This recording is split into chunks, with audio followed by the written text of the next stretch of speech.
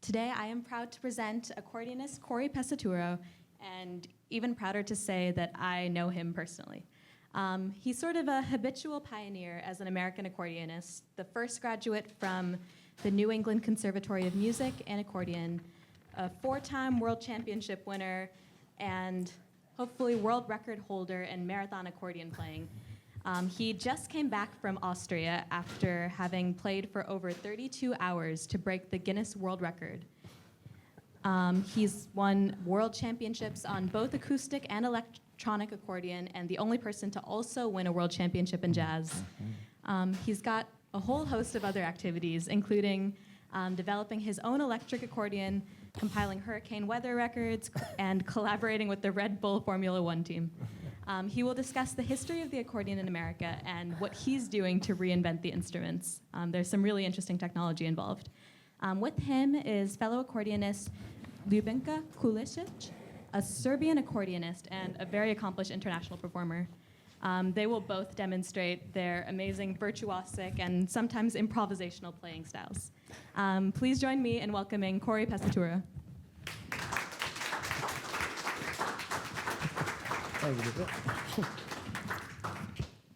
All right, how is everybody doing today at Google? It's my first time over here. It's quite awesome. And San Francisco is my favorite city in the world, so this just works fabulously. And I guess hello to all the live streamers and future people on YouTube. Does anybody play accordion in here? I know Divya was saying there are some. Yeah, okay, wow. All right. It's more than most, usually. So we have some, usually in a crowd of 10,000, there might be one person that raises their hand. So this is a pretty good percentage. So I've been playing accordion since I was about 9 years old. I'm from Rhode Island, that little tiny state, of course. Started playing accordion because my dad played back when it was popular. And I'll go over kind of the history of the accordion, where we're kind of at now. But let me just play you a couple of things, maybe starting with something you might expect on accordion, and then go through to stuff you would not expect on the accordion, because this is an electric accordion, and I'll explain the differences between acoustic and electric. So.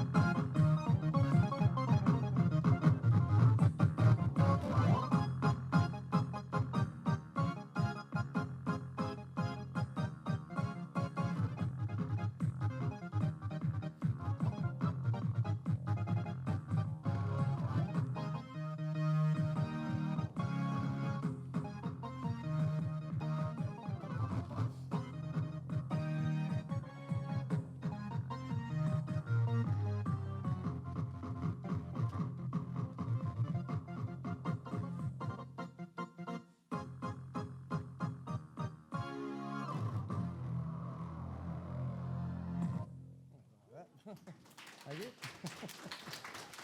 All right. So yes, you've heard Party Rock Anthem on the accordion today. All is good.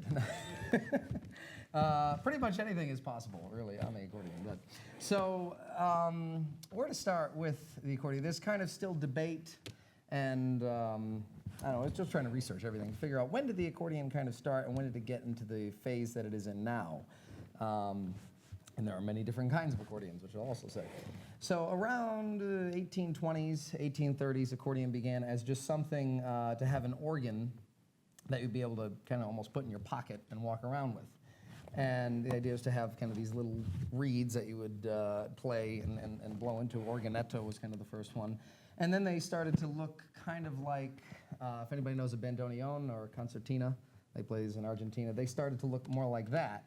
And then around 1900, people started saying, why don't we put a piano on the right side?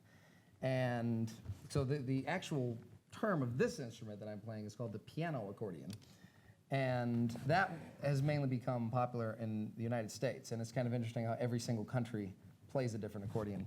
And I'll draw different ones that we do. So the guy that made the accordion popular in the United States was a person named Guido Darrow. And he came to the United States in 1908, brought the first piano accordion, and that was in the vaudeville era, and he became a huge star in that. And by 1920, accordion was a fairly popular instrument. And it stayed that way until about 1930, and the accordion began to die off as it had its kind of a little bit of a reign.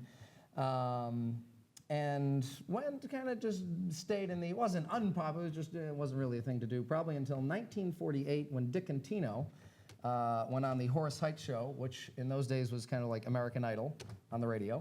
And he made the accordion massively popular at that time, and that stayed through the 50s until 1962 when the Beatles landed, and then that was a very quick end to the accordion. People tell me, if you wanted to be cool in 1960 or so, you played accordion, and by 1965, you couldn't get a date if you played accordion. So it was an incredibly quick drop-off. But during that time, especially in the 50s, there were so many accordion players around the United States, and there were just empires of teaching facilities. In Detroit, there was Tony Dannon's empire. You had Joanne Summers in Kansas City. You had kind of the AAA organization in the East Coast, and there were just thousands of students playing accordion. We produced a lot of world champions in the 50s and into the 60s. But since the early 60s, the accordion really died, and by the 80s, I mean, you didn't mention the word accordion. That was just absolute no-no. Weird Al kind of came out and used it as a joke a bit, and probably around the 80s, and it was still pretty much a joke. And it died to the point where it's almost a good thing, because the younger generation doesn't know what the accordion is today, because their parents are the ones that really didn't want to talk about it, especially their parents' generation. So no one mentioned accordion. So to young people, it's like, what is this thing? The accordion. It doesn't have the negative stigma. I can say just when I was growing up, the negative stigma was everywhere. It was, accordion, yeah, the squeeze box, the polka, I mean, and there's a lot of great polka accordion players, but that was kind of the joke. But now I'm seeing it as the negative stigma is gone, and it's just becoming this, what is this instrument? So that's where we are. But every country's history of the accordion is completely different. Brazil, right now, you play accordion, it's a very cool thing to do. Argentina, bandoneon, very cool thing to do. France, playing accordion, very cool thing to do. Finland, as well, all Scandinavia. Russia, it's very big on classical music. And you'll see Ljubinka in a bit, she's from Serbia. Serbia, playing accordion, very cool thing to do. It's country by country. In Italy, everybody thinks, and I'm Italian, as you can tell by the hair, nose, and height, of course, and that I play accordion. Everybody thinks, oh, Italian, yeah, it's very popular there. No, it's kind of like here. You ask kids in Italy, you play accordion? No, my grandfather does, So that it's kind of the same. It depends on the country. So let me kind of go over, everybody understands piano, yes? So the bellows, how do they work? Basically an accordion, not this because it's electric, but an acoustic accordion basically works as a harmonica. In fact, in Italian, the accordion is called the fisarmonica. All it is these big harmonicas that you can actually pull them out and play them. and they just all have reeds on them, and they are put here and here, and they're connected to the air and the bellows, and they're connected to the keys. And when you hit a note, what happens is the hammer opens, and then when you pull air through, that reed plays. So that's really, it's just a harmonica with a lot of buttons on it, pretty much. Many harmonicas. And the different registers here just have different sounds. So if I just go to a straight accordion here, if I'm just playing a note,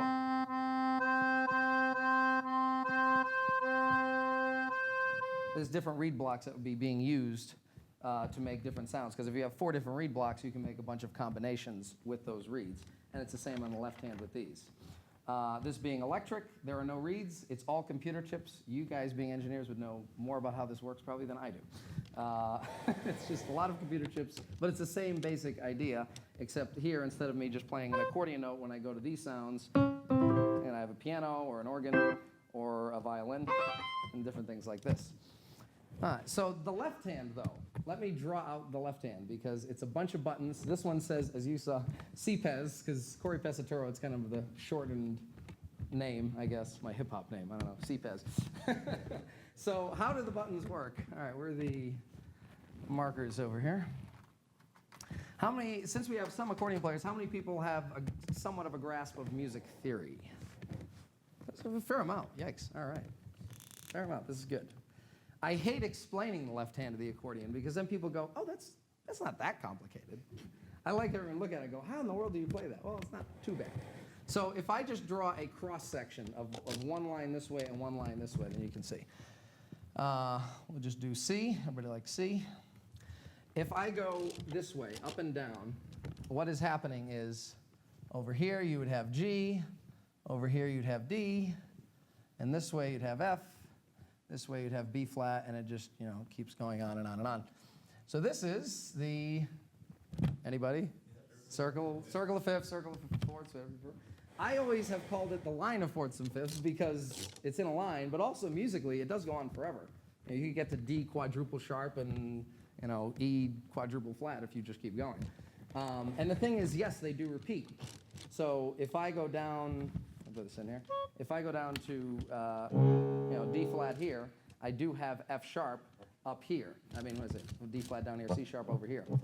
So there is going to be repeats. The top row is simply, I just do this, it's just the third. So it just gives you another option. So E is here, and E, of course, is over here as well. It's the same ones. So they do repeat. This would be B, this would be F sharp, this would be A, and this would be D. So it's just kind of shifted. Now, the top 2 rows are single notes. So a major scale, but you only have top 2 rows. So you just have these to play scales. All below this, continuing in the line, you have C major, C minor, C7, and C diminished. So, guys, let's see. We'll do this. The bassoon. All right, so C and C major, C and C minor, C and C7, C and C diminished. So it's all in this line. And then if I go to G, it's the same thing here. And if you keep going to D. So it's pretty much you're always thinking in this line, where am I on the left hand of the bass? And then you can mix and match. So if you play C major and G major together, you get I don't know, for the theory people in here, a C major 9 chord, something like this. So you can mix and match chords. But this system was devised really to get rid of stride piano. If anybody plays stride piano, it is incredibly difficult to go do. So instead of doing that, this is much, much, much easier than that. The problem with this is when I play jazz and play bass lines, I only can use these top 2 rows to play bass lines. So that gets a little difficult. And this is all within 1 octave. So this is why if I keep going up the scale, it just keeps circling and circling. And it's the same with all the chords. All the chords are within 1 octave. But this gives you at least an idea of what is going on the left hand. Not that complicated, right? If you know some theory, it's not that bad. Now, this is the only problem. What I just showed you is called the Stradella System on the left hand, which is one of many systems that are used in the accordion world. There are many different kinds of accordions. So if you have, bellows, okay, whatever. Definitely not an artist. All right. If you have a keyboard and a Stradella-based system like this one, this is played in the United States, in Italy, in Brazil, in Scotland, half of Russia, things like that. Now, if you get rid of this and you put buttons, which is what Ljubinka plays, which we'll get to her in a minute, you have buttons here. This is played in the other half of Russia, is played in France, is played in Finland and Sweden and these places. But there's many different systems that this is. So if someone, and Finland actually, speaking of Finland, they have their own button system. So they can't really, they have to travel with their accordion. They can't just go to Austria and go play because it's a totally different system. There's a B system, a C system, different systems. On the left hand, there is also free bass, where remember how I said the top 2 rows were single notes? Well, on a free bass, all of the buttons are single notes. There are no chords. That is played pretty much all of Russia. It always plays this. The Eastern European countries play a lot of this, all for classical music especially, because you can read piano music directly onto the accordion with a free bass system. But then, the other thing is, what if we change the bellows? On my instrument, when I play C this way, I get a violin, and I come in, it's still C, right? C, C, it doesn't matter. On a diatonic accordion, there's buttons here, and when I play this button out, when I come in, it's a different note. That's a diatonic accordion. That is what you will see Mexicans play or Irish play. It's funny, Scotland plays piano accordion, Irish mostly plays diatonic accordion. Amazing how that works. Brazil plays this accordion, Argentina plays the bandoneon, which is more like this with the bellows. So every country is completely different on which accordion they play. Unlike piano, you play piano in Alaska or you play, in Antarctica, it's piano is a piano, or a trumpet. This is totally different. So there's so many different kinds of accordions, and all of us pretty much can play 1 or 2. I can't play Mary Had a Little Lamb on Ljubinka's right side or left side. I can't play Mary Had a Little Lamb on the diatonic instrument. They're all completely different. But everyone thinks, oh, accordion, not quite. So, little lesson in accordion. All right, so now, to show a different accordion, let's bring Ljubinka up, all the way from Serbia, ladies and gentlemen. And, okay. She is in town because there is actually the funnest, biggest, and best accordion festival that happens in the United States. Is only about an hour and a half from here, so it's in Katati. And they have a whole folk festival of accordions, different bands with accordions or different accordion players. And I've been bringing in all these friends I know from Europe that say haven't been to the United States before, that want to come play the United States and show different accordions and different styles and everything. So Ljubinka is coming into play at Katati. And also, this other girl, Tia from Finland, is coming in to SFO today. I'm going to grab her and go to Katati. So it's kind of a world meet of different accordion players playing different styles and different things on different accordions. Actually, her accordion will be different from yours, different from mine. So there we go. But they all have bellows. That's all that matters. So, Ljubinka, what are you going to play?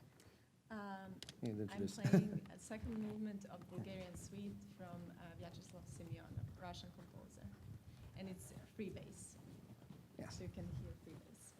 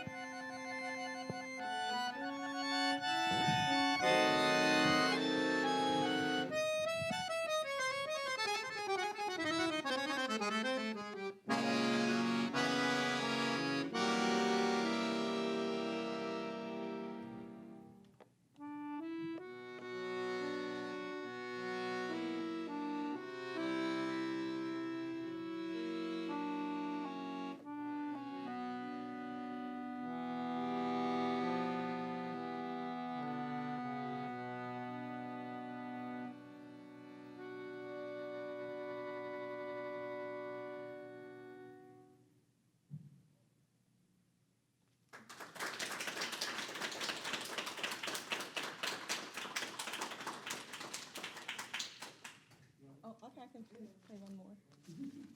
So this just comes after. Okay. So it's the third movement.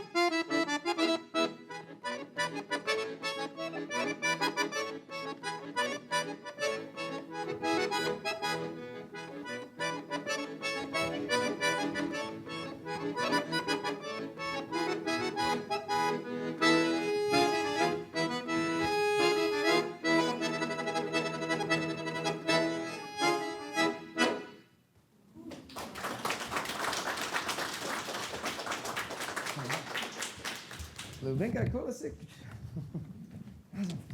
Anybody know what rhythm that was in? Ah, all right. Vivi, you really brought some musicians in the house. 11, yes. All right. Oh, really? Gankino. Yeah, there you go. Woo. All right, 11. Look at that. We got 3 accordionists in here. This is awesome audience. Did you come in? So, all right. Now the question: why do I have a flame crazy accordion that also has lights, which we'll get to in a second? So, my goal really from when I started playing, was that I wanted to make the accordion cool again because since 1962 or so, really, it just hasn't, it's been laughed at, it's been made fun of, blah, blah, blah. And it's such an amazing instrument. It's the only instrument you can play as many, really more notes as a guitar or piano, but also we can play with the sound, and once you hit a note on the guitar or piano, you're kind of done on the volume. But on an accordion, you can manipulate the sound constantly. It's also portable, which is nice, so you can walk around and play and do other things. Not the funnest to go on a plane with. That becomes problems at times. It must go above. It cannot go below, obviously. But it's just an amazing instrument. It's known around the world to play so many different genres. I do literally play techno at college parties. But then the next day, I'm playing background Italian music for a wedding. So you can do anything with it. But in trying to make it cool, my first goal was to attain a world championship and try to get some notoriety for it in the United States press and such. And every time I come back from a championship, I might get an article in Rhode Island paper or something, and nothing would happen. I was like, okay, well, we got to do more than this. So then I said, and of course I'm playing electric accordion. I've tried to do America's Got Talent. They made fun of it. No, it didn't work. Because it's still cool to hate the accordion somehow, but so all right. So how about I skin it and have the first ever skinned accordion with some kind of a flame thing on it? So I did that. As you can tell, I play it around here apparently more than anywhere else because I need to replace some of these. So then I said, okay, well, I had a crazy engineer, as he calls us, a freelance mad scientist, do some lighting stuff, as you can see. So it's all symmetrical lighting system that goes with everything here. Depends on the octave or where the lights are, but no matter what I play, it's always symmetrical. I should actually practice like what things spell out a word or something, but I don't know. Never done that. So that's kind of hard. So just constantly trying to do things. Then the Guinness World Record idea came up, and yeah, I do stuff with because I'm a huge motorsports person. It's almost like that's not my hobby. That's my life, and this is just my hobby. And I'm from Boston, so of course, I'm a big sports person in general. But I said, why not try to break a Guinness World Record? So they set up a whole thing, and I'm playing a concert in Austria next week that's associated with Red Bull. So they said, well, we'll justify it, and we'll market the festival. And I went and did 32 hours and 14 minutes, and I thought my hand was going to fall off and strangle me. It seems to be okay for now, but now I've come back trying to push in the press. Say yes, get world championship, world record, just trying to always get notoriety on the accordion. And make this something that kids might want to be interested in to learn how to play. Instead of, Mommy, I want to play guitar, I want to play drums, I want to play piano, I want to play accordion, which we have some in here. So yes, there is some accordion love. But now, Ljubinka playing acoustic accordion, those are all real reeds you were hearing, where this is all computer-aided sound. The fun part about this musically is that not only do I have the pull sensitivity, of course, of the bellows, but I also have the touch sensitivity. And the best patch on here to show the touch sensitivity is the doo-wop patch, which is my favorite, I must say. Things like this. So, yeah, there's little people inside my accordion, I promise. So if I just touch it lightly, I can manipulate it like an accordion, but if I hit it harder, or if I hit it really hard, so it depends on the touch. So I usually try to do a different tune every time I do something on this. One I've never done, so this should be fun, is, but everybody loves this tune, the Super Mario Brothers theme. So we can do that on doo-wop sounds. Why not? Well, let's see. Never done this one. This will be interesting. I'll play around with it, though. I'm going to improvise it some bit.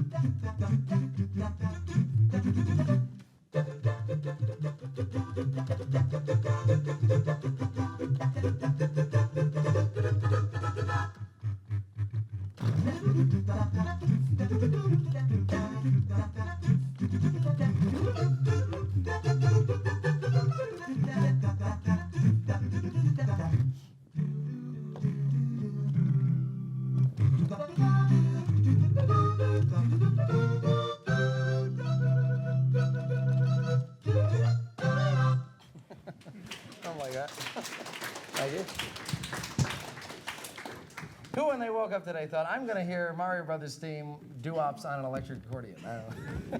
Even I didn't. I don't know. I did that. Let's see, what else can I just go over before we get to different questions? Because I know probably you guys have all random questions on accordion and everything else. But I'm going to see one more different tune here. Capabilities of this. On the percussion sounds in this particular instrument, a lot of people think I'm always playing with drum tracks and different things like this from a computer, which you actually can.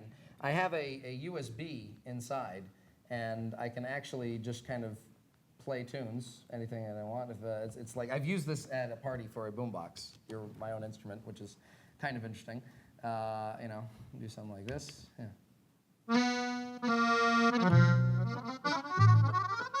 Something I recorded before, you know. So it's nice because when I'm traveling, if the TV needs like a bump out for something, you know, can you just make up some French thing or Italian thing or whatever, a tango thing for no copyrights? You know, I could be in my hotel room and someone could be talking to me and I could still be recording and get the USB out and send it off and we're good to go, which is really cool to have that on board. But the drum sounds, no, they are all real of what's going on over here, even with when I did the techno thing. So it's touch sensitive again. I am playing it. If I got rid of everything, just be an accordion. So, and then the wind, yeah. That depends if I hold it. There's wind down there. There's also thunderstorms, and you know, at sound checks, I love doing the thunderstorm sound at a sound check, because then the people freak out and like what's going on.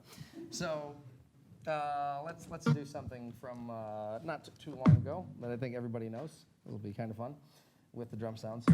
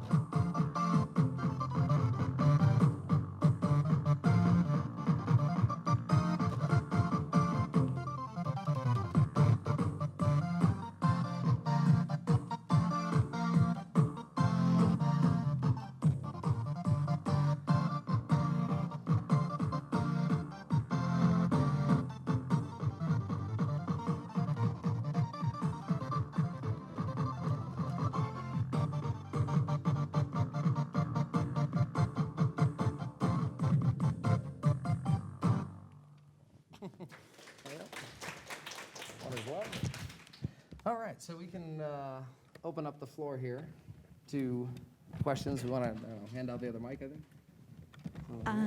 Just to get started, there's one No. question. Oh, question. Oh, yeah, question. Okay. There is one question on, so we have a Dory. If you haven't seen it yet, the Go link for that is go/accordion-Dory. So we have one question from that, Okay. from Denise. Congrats on breaking the Guinness World Record in marathon accordion playing. How did you train for it? Oh boy. The answer is I didn't train for it, actually. I have a knack for just kind of winging a lot of things. I mean, my most known world championship, which was on acoustic accordion, I couldn't bring my accordion on the plane. Like I was saying, it's always a problem. So I just grabbed one there, and they were like, here, just choose accordions. I was going to wear an all-white outfit, and I saw a white accordion. I was like, that one, it matches. It has to. Well, don't you want to try it? Yeah, no, I got to use that one. It's good. You know, then had fun do that. But won that. The Guinness record, I said, if I was going to do a 17-hour practice run and see how I felt after 17 hours. Write down notes and say, okay, maybe I should do this. I should have my arm here, maybe blah, blah, blah, blah. And I said, why even use the energy? I'm just going to, use all the energy at the event, just go there and go for it. And that's kind of what I did. Because it's all mental. Your body stops at hour 10 or 12 and says, I can't do this anymore. My arm was sending all these awful feelings and signals to my hands to stop. But my mind was like, nope, have to keep going, must keep going. It's all mental. You just gotta push through it. So, yeah, so really the answer is actually nothing. That's a great answer. Any questions from the audience? All right, we've got. Yeah. At the end of a race, I have the official questions. So what does an accordion world championship consist of? Like, what does that mean? How do you win one? So they're just like piano or cello or violin competitions. There's usually a panel of about 8 judges. Some of them have rounds, like the one I was just saying with the white accordion. They had 3 different rounds, and they usually have national champions from different parts of the world that go to one of 2 main competitions that happen every year.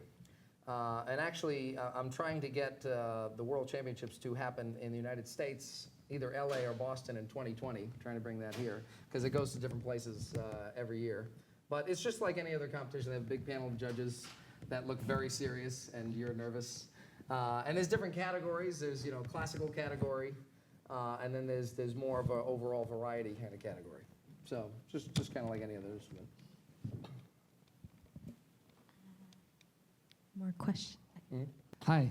Hi. Amazing playing, first of all. Thank you. I'm really impressed by what you've been doing and described and demonstrated today with Thank you. pushing the accordion as a solo instrument. Do you also play in ensembles? And Yeah, no, if so, what do you envision as sort of the future direction of accordion as an ensemble instrument and interactions with other accordions or other instruments as well? Well, I mean, I'm more known as a jazz guy than anything else. So I, of course, prefer to play with people. And there's always a kind of a problem amongst accordion players that because we can do so much on our own, we play alone gigs a lot because people can hire us as like almost a trio with the left hand and everything else, especially with this. And it becomes a problem because you would know, obviously you're a musician, you don't get good time when you play alone a lot. You know, you need to play with other people. You know, to have nice set time. The other thing is just musical ideas and collaborating with different people. You know, the musical interaction, especially in jazz or Eastern European music, you want to be with people. So I love playing with musicians. The problem is I get hired so much as a soloist. But it depends. When I go to Austria, that'll be a trio. At Katati, there'll be a mix of things, drummer and such like that. But the accordion is currently used certainly all over the world in many different ensembles, especially in the places where it's still popular, like France, Argentina, and such. But I don't know what the percentage would be, though, that the accordion is used solo or ensemble-wise currently. It's kind of interesting. I don't really know. But any other question on that? Or? Sure. I can do a follow-up also, unless anybody else. Yeah, I mean, you can follow up very quickly. Yeah. Well, a follow-up only in the sense of a second question, not actually related to that one. Sure. I'm a violinist, by the way. Okay. I play a lot of klezmer and Romanian. Klezmer, yeah. Oh, I play more klezmer gigs than anything, actually. Because there's another genre of music where the accordion is needed, as well as violin. And as a violinist, certainly much of the incredibly virtuosic Romanian music has bled over into classical violin as well. Has that been the case for accordion, or how has the virtuosity of those styles of music influenced other areas of accordion music? The accordion is kind of similar to the violin in the fact that, you know, I think a lot of, speaking of Romanian, the Balkans, it's like all the best musicians I've ever heard seem to be from the Balkans. Like, you know, whether it's violin, all my favorite accordion players are from, whether it is Serbia or Macedonia, or Romania, Bulgaria especially. So it's like the folk root of the classical root kind of thing, and how do they mix? Usually in the accordion world, it's pretty separated, like it is, I think, in the violin world. Although some people, they train as a classical until they're 18 or something, and then they kind of branch off into something else. A lot of the violinists I play with kind of went through that. I studied a lot of classical stuff because as accordion players, we don't necessarily have much classical accordion music, but we do a lot of transcribing. I played a lot of Tchaikovsky and things like this because it kind of fits well just on the accordion. But usually there's, like with these competitions, the people that do the classical, you don't really see them doing folk gigs or vice versa. They're kind of in separate worlds. But so technique-wise, I don't know. There is a standard, I'd say, technique for accordion. And actually, speaking of technique, the right-hand piano and the end button as well on accordion is exactly the same as piano, the claw kind of thing. It's really exactly the same. It's just, it moves. So you have to kind of move with it. So I haven't done any show where I'm like had to dance or something. That'd be good. But you see violinists, I mean, they make you guys do, you know, twirls upside down and things, so it's not that bad. And this side is attached. We have a bass strap here. So this doesn't really move, but this is kind of it's gonna be a problem. And it's 25 pounds, so not the funnest, but it's okay. Okay. Any more? Okay. So you said there were all these types of accordions. How did you end up with this one? Are there any other types you can play? No. Like I was saying, the United States is like 99% piano accordion. And in fact, if I think quickly of the two accordionists I know in the U.S. that play professionally, that play button accordion, they came from other countries to the United States. It's a very border-to-border situation. Canada as well is pretty much all piano when they just learn. But as soon as you go to Mexico, it's all diatonic button, totally different. Portugal as well is kind of the same. Ireland, the same like that. But it's just, yeah, in the United States, it's always been piano accordion. And no, I can't really play anything on any of the other accordions. It's totally a different system. Oops, sorry. Let's turn that off. Okay, we're back to accordion. Real accordion. So no, I can't. I can't. As I said before, I can't even play "Mary Had a Little Lamb" on any of the other accordions. I can kind of learn it, but the speed I would learn it would be the same speed like you would learn it. You know music, you can kind of figure out the system, but everything else is totally different. The layout of the left hand, completely different. It's not the circle of fifths and fourths I show. So they're all very different. All right. Yeah. Any other questions? Any other questions? I have a question. Oh, you have a question? Yeah. Because you perform in so many different styles, I think you were trained in, I'm assuming New England Conservatory was more classical. But No. No? Okay, Actually, no. okay. That New England Conservatory really opened my ears up more to more genres because I played a fair amount of French. Of course, I grew up playing Italian music and classical music for competitions. That was mainly a kind of mix of classical and Italian and some older pop kind of things. But NEC opened me up to Eastern European music, odd meters, also Brazilian music, and I spent a lot of time learning jazz. It takes so long to do that. And then all these other different genres around the world. So, no, because NEC has, what's great about New England Conservatory, they have classical jazz, like a lot of different conservatories, but they also have contemporary improv. And the real definition of contemporary improv is anything that's not classical and jazz, but also classical and jazz kind of messed with. So when I went over there, they're like, well, we can't put you in classical or jazz, but we can put you in contemporary, which means I could play klezmer music. We did a lot of klezmer music and Eastern European music, but then, it's a lot of contemporary stuff like, kind of this modern kind of things. There's some of that, tapping on the accordion, different things like this, and also mixed classical and jazz. So I didn't really do much with the classical department there. So no, that was really kind of where I expanded the genres of what I could kind of hear and play. I was going to ask about how you learned improv and whether that's normal, I guess, among like. How I learned improv? Yeah. I've always been an improviser. Really, I remember a lesson probably 6 months in where my dad had a record of Charlie Magnanti, who was one of the other extremely important accordionists in American history. And there was just this tune I liked, and I would listen to it, and I was learning it by ear, and then I went in and played it for my teacher, and like, what are you doing learning music without the sheet music? I was very much in trouble. It really wasn't until I found jazz. I was like, oh, you're supposed to improvise. I like this. But I've always been a huge improviser because it makes the ability to kind of, like what we might do in a couple of minutes. I haven't played that song, and I don't know, probably, who knows? Trying to remember the chord changes, but it's just an ear thing. Obviously, like with your question, there's kind of the different realms of teaching, where when you study for years, especially the Russians and Eastern Europeans that win most of the world classical championships for the past 30 years, they're practicing 6 hours a day or more, studying heavy-duty classical music, but they can't improvise anything.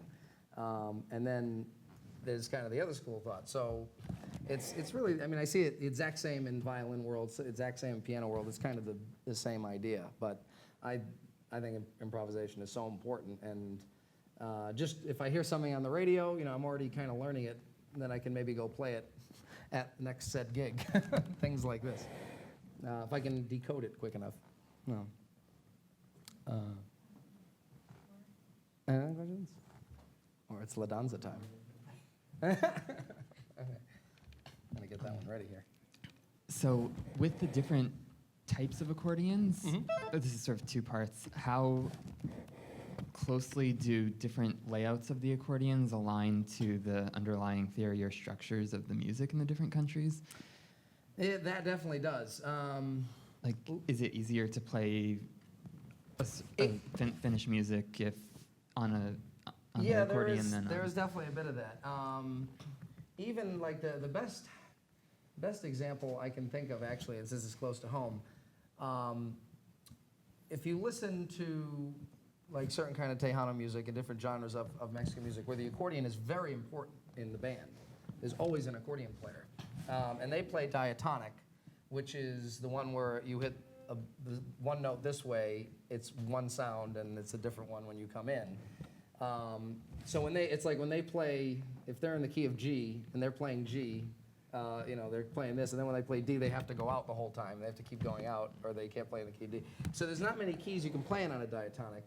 And when you listen to that music, usually there's not too many ways in chord changes. They kind of stay around home, and you can do that on there. But there's these licks that they play, these kind of things that no matter how good technique I have, I can't do it as clean and nice as I do it, because on the diatonic, there's a way they can do it with that particular instrument. And the same thing in Irish music. They have these things to replicate what you can do on a violin with double stops and such. And you can do that easier on a diatonic. I can't really do that here. It would never sound as clean or as nice as on a diatonic. So there is definitely that aspect to it. And for classical music, they mostly play what Ljubinka plays, because here, I don't have a big hand either. I can get like a knife nicely. This, on a button accordion, would be 2 octaves solidly. So you can do a lot more on the button accordion. It took the accordion world to figure out the piano. That's not a great system. It's not symmetrical, and this sucks. And they made a whole new system that's much more advanced, and it's easier to be able to do these crazy wide chords and certain lines and such. Also, to change key on a button, if you're playing a song in C and you want to go to D flat, you would just do this. You would just kind of shift and it would be the same. So that's better. There are other things that make it much harder to play that system, especially because there's many more buttons to play when you're flying around. But for classical music, that system is way better. And if you go to the World Championships for classical, 90% plus play the button accordion versus this one, because it's just very, very hard to be able to do these crazier things on piano. It's just not built for it. Mainly because of the distance that I have here. Even though they are smaller than piano keys, as you can tell, they're a little bit skinnier. So is that. And then the sort of continued part of that, which you sort of addressed there, is hypothetically, if you could design your own accordion completely from scratch without any engineering constraints or anything, like, what would you change or keep from this current accordion? And especially with going into like electric accordion, are there any parameters or things you wish you could control more finely that you don't have here? Well, I mean, the main problem with accordion, and look-wise, the thing I'm always trying to change just from a marketing perspective, why I've designed this other accordion that I'm kind of building with an different MIT engineer, is the look of it. When you play guitar, it just, it looks cool, it's light, you can fly around with it. This I can't do much with. It's just this big, someone said it looks like an air conditioner. Yeah, it kind of does. It's like this big, this is why I've done all this crazy stuff to it. So there's kind of that marketing aspect. I can't, be Jimi Hendrix jumping around on stage with this instrument. So the weight and the look of it is one thing. The other aspect is technical-wise, playing the bellows, it's weird playing technique here when you're moving around. So it'd be great if the bellows were some kind of other system. Like if it was, I thought of an idea to have just 2 separate parts, and maybe there was a D-beam in the middle. And something to do with the distance would actually work as the bellows versus kind of you contain. So I've had some different designs of what an accordion could be, almost like 2 touch pads kind of thing or something like this. Obviously, yeah, that system is kind of better for the piano, but it depends. I love this particular system for the left hand, the Stradella system, because you can do so many things with it. It's good enough for single notes, and the chords, you can do a lot with that. So I don't know. There's definitely a fair amount I would change. We all look like this when we're 90, of course, because of the weight. We all have back problems, but I don't know. And then you throw it on your back and you go this way when you're walking through the airport. So it kind of, in the end, it evens out, I guess. It's not too bad. What is that? Would you want Actually, to do sorry, one two? more thing. Can you play microtonal music on? Are there? No, adapted although I accordions? cannot believe I can't answer this. I keep forgetting to look this up. I have heard from 3 different people in my life, but I've never seen it. No one's ever been able to pull up a picture. Apparently in Turkey, where microtonal music, you see a lot with the ragas and such. Not what's the scales? I can't think. Those Turkish scales, makams. Yeah. There are accordions they made with semitone notes, and they're split up. And I've heard this from multiple people that they exist. I have yet to see a picture, but apparently they do, because they're from pretty reputable sources. So not on this one, although I can actually come in here and tweak the tuning and things like that, but I can't have certain notes be different things. So not this one, no. But apparently you can somewhere. We have time for. Do we want to do? We can try. Since we said, how in the world did we meet? Yeah, MIT. Yeah. I didn't go to MIT, but I know a lot of people in the music department there. How many people know Divya is a fantastic singer? Oh, Decent. only a tenth of the room. What's going on there? Oh, no, more. Okay. Let's see. I don't know how this works with the microphone because this You're is opera. just sing. or hold it. I don't know. If That there's I feedback, don't I know. apologize. This is the unrehearsed version of La Danza? Yeah. All right, okay. Let's see. It's all you in the beginning. Oh, so- yes, I know.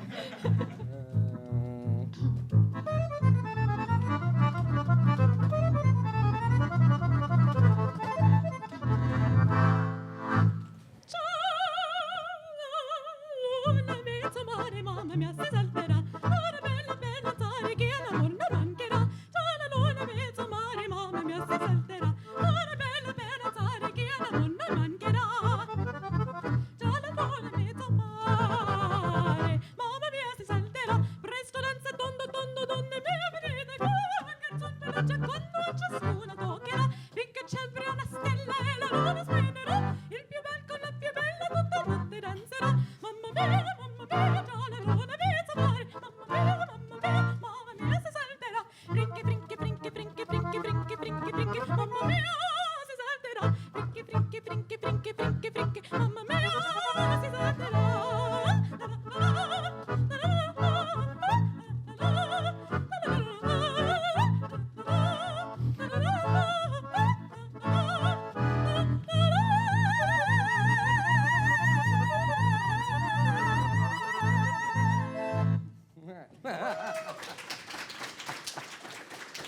Fantastico, fantastico.